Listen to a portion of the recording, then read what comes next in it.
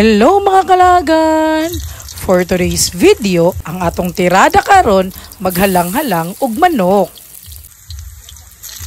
Tarungon gyud nato og luto ang lamas no, kay para mugawas ang ilang aroma og musamot kahumot og kalami ang atong niluto.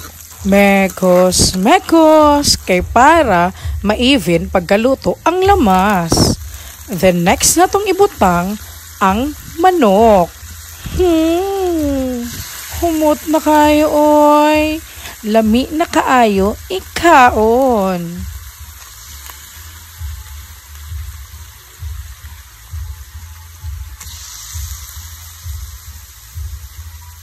This time kay nahubas naman ang tubig sa manok, ato na dayon gibutang ang 5 ka sili.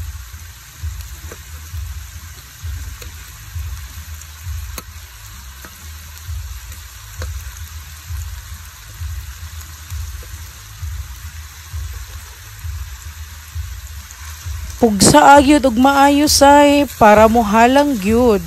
Then mikos-mekos na dayon.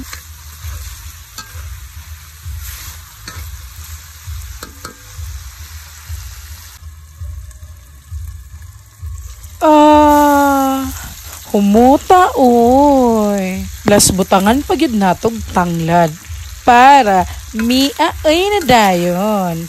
Mekos.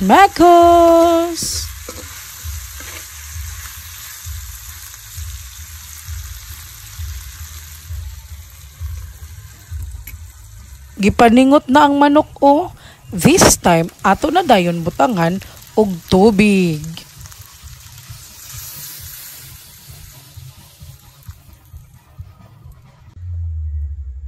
Toyo, pampakolor kay wala pudday patis.